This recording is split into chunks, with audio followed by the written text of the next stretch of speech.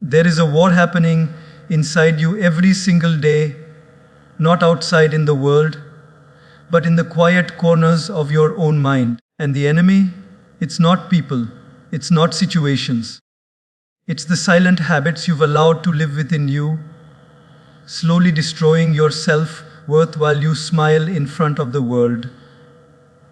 Today, I want to shine a light on those hidden habits, because the moment you become aware, you start winning.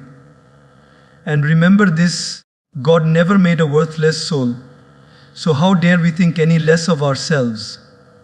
My dear friends, in the journey of life, we often chase validation from the outside world, through success, relationships, appearance, achievements. But in this pursuit, we forget to nurture the most sacred relationship of all, the one we have with ourselves, the one that connects us directly to the higher power. We don't need any label, Hindu, Muslim, Christian, Buddhist. To know this truth, God resides in the core of your being. And when we start silently harming ourselves through toxic inner habits, we distance ourselves from that divine presence. This speech is not just about motivation, it's about inner resurrection. It's about reclaiming the version of you that you were always meant to be. Not what the world told you to be, not what pain shaped you into, but what God planted deep inside you, pure, powerful, and full of purpose. Let's now unveil the 5 silent habits that are killing your self-worth and add 2 bonus practices that help restore it. There's a silent killer more dangerous than any enemy. It is the habit of negative self-talk. This is not just some casual inner dialogue we ignore throughout the day. This is the very voice that shapes how we view ourselves, how we show up in the world, and how we either rise or collapse in moments of struggle. Every thought you whisper to yourself carries more weight than what the world ever says about you. And yet, most people walk around with a mind full of self-judgment, silently punishing themselves for not being good enough, smart enough, attractive enough, or successful enough. Imagine waking up in the morning and the very first words in your head are not, "Thank you, God, for a new day," but instead, "I'm already behind. I didn't do enough yesterday. I look tired." Or, "I don't think I can handle today." That is how many of us start our day, not with gratitude, not with inner strength, but with self-criticism. And then we carry that energy throughout the day, thinking it's normal. But it's not normal, it's silent destruction. You are setting the tone of your life based on lies you keep repeating to yourself. This type of inner dialogue becomes habitual. It doesn't happen once or twice. It becomes a soundtrack in the background of your everyday life. You fail a test, and instead of saying, "It's okay, I'll do better next time," you tell yourself, "I'm stupid." You don't get a job, and instead of thinking, "It wasn't meant for me," you think, "I'm not capable." You go through a breakup, and instead of understanding that it just didn't work out, you say, "Maybe I'm not lovable enough." Every time you choose self-blame over self-understanding, you weaken your relationship with yourself. You slowly erode your own sense of worth. Now think about a child, a 5-year-old child who tries to tie their shoelaces and struggles. Would you call that child stupid? Would you tell them they're worthless because they didn't succeed at something small? Never. You would encourage them, guide them, help them try again. You'd say, "It's okay, you're learning, keep going." And yet, as adults, we don't give ourselves even a fraction of that compassion. We become our harshest critics, forgetting that the journey of growth is messy and full of missteps. Let's take a real life example. Imagine someone is preparing for a presentation at work. They've worked hard, stayed up late, rehearsed everything. But when the time comes, they forget a point, stutter slightly, and feel embarrassed. What do most people do afterward? They go home and replay that moment 50 times in their head, magnifying it beyond proportion. They tell themselves, I'm so bad at speaking, everyone must think I'm incompetent. Why did I even try? That one slip up becomes a full blown attack on their self worth. But what if they changed the narrative? What if they said, I showed up, I tried, I'll do better next time? That shift in self talk isn't just motivational, it's transformational. The words you speak to yourself become your belief system. And beliefs are powerful, they shape your identity. If you repeatedly tell yourself you're not good enough, that belief starts governing your actions. You stop trying new things. You shrink in front of opportunities. You stay silent in rooms where your voice deserves to be heard. You settle for less, not because you lack ability, but because you've convinced yourself you lack worth. One of the biggest lies the mind feeds us is that harsh self-criticism will make us better. That if we're hard enough on ourselves, we'll improve. But the truth is, shame never builds anything. It only breaks. Growth doesn't come from self-hate. It comes from self-respect. Even the most fertile soil needs sunlight. And your mind, your soul, your dreams, they don't grow under the weight of self-punishment. They grow when you choose to water them with kindness, patience, and encouragement. This doesn't mean we ignore our flaws. It means we address them with the same love that God has for us.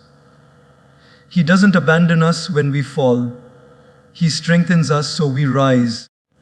And if the divine can see your worth in your darkest hour, why can't you?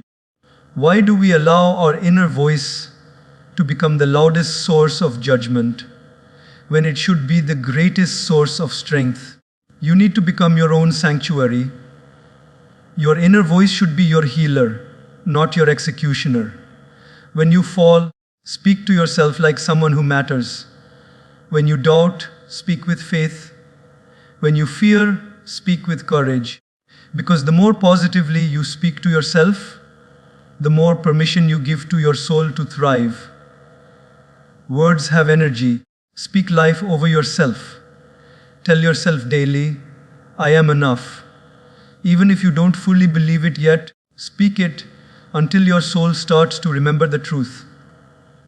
In the quiet hours of your day, where no one is watching and no audience is applauding, that's where your self-worth is either built or broken. Choose to build. And remember, God did not place you on this earth to be your own enemy. You are not here to break yourself down. You are here to rise. Start within. Speak with love. Speak with faith. Speak like someone created by a power higher than doubt. ChatGPT said, comparison is one of the most subtle yet deeply damaging habits we develop, often without realizing it. It starts so quietly.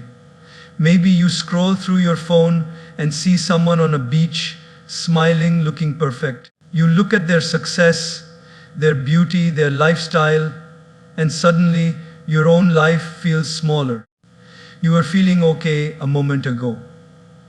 But now there's a voice whispering in your head, why don't I have that? Why don't I look like that? Why am I so far behind? This is how comparison begins. Not as a choice, but as a reaction. And if not controlled, it becomes a prison you live in every single day. This habit is silent because it doesn't scream. It whispers. It doesn't destroy you all at once. It eats you piece by piece. You start questioning your own blessings. You begin overlooking your own progress. And soon, you start living a life based on someone else's highlight reel. The result? You lose connection with your own journey. You forget who you are and what you're here for. That is how self-worth dies. when you measure your value through someone else's reflection. Let's bring this to real life. Imagine a young woman who works hard at her job. She's climbing her own ladder step by step. She's doing better than she was a year ago. She's learning, growing, becoming stronger. But then she sees her old college friend post about buying a new house, traveling abroad, or getting engaged. Suddenly, all her own progress feels meaningless. She begins to question herself. Am I behind? Am I missing something? Why does everyone else seem to be moving faster than me? It's not that her life got worse. It's that her perspective got hijacked. The truth is, comparison blinds you from your blessings. It makes you ungrateful for what you've been given. And here's the danger: gratitude and comparison cannot live in the same heart. When you constantly look outside and measure your worth based on what others are doing, you kill the joy inside you.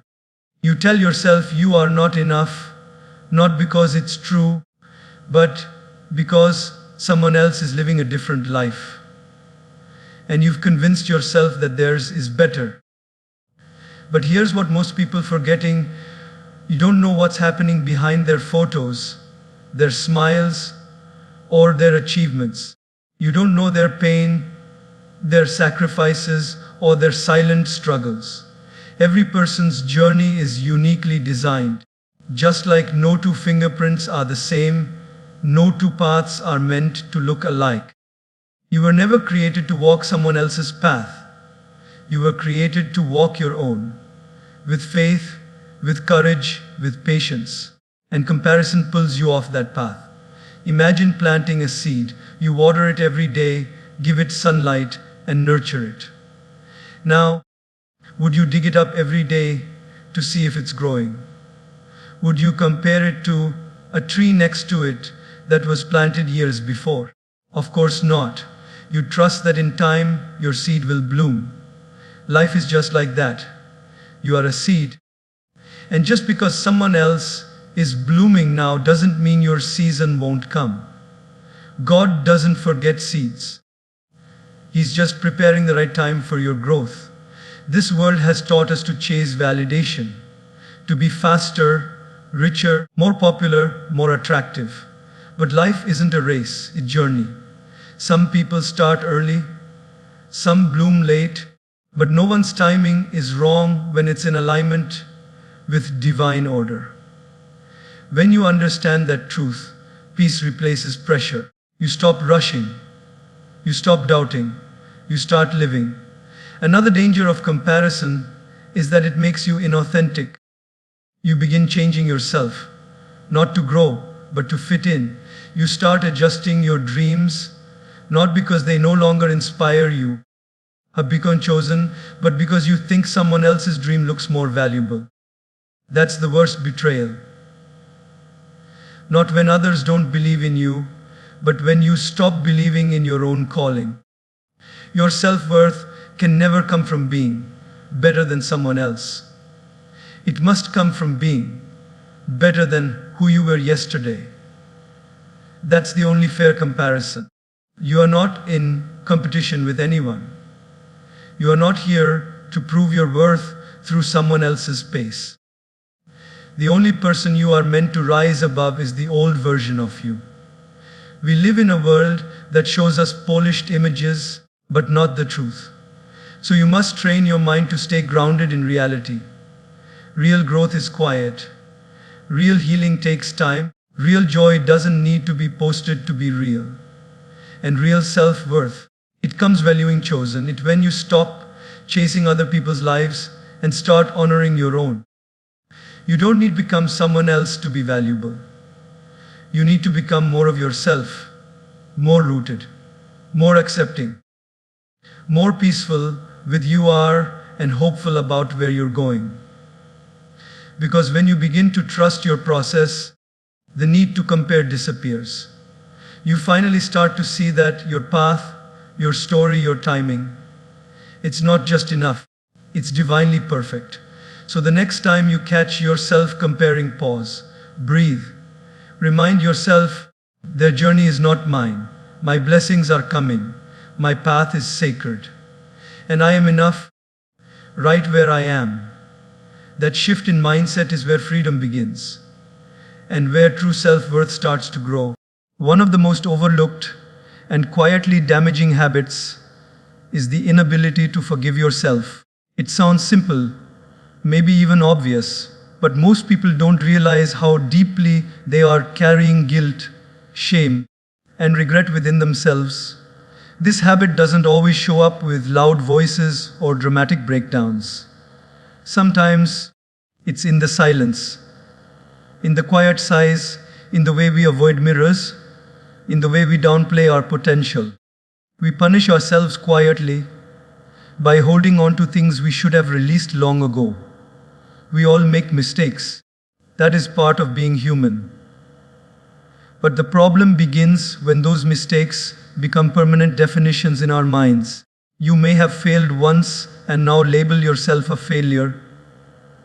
You may have hurt someone and now believe you're a bad person. You may have taken a wrong turn in life and now feel permanently disqualified from happiness. But here's the truth. One chapter is not the whole book. You are not your worst day. You are not your darkest moment. But if you never learn to forgive yourself, you trap your soul in a prison built by your own hands. Think about it like this. Imagine carrying a heavy backpack filled with stones. Each stone represents a moment you haven't forgiven yourself for. A mistake, a regret, a bad decision, a lost opportunity. At first, you may not even feel the weight. You may think you've moved on. But as time passes, that backpack gets heavier. It begins to slow you down.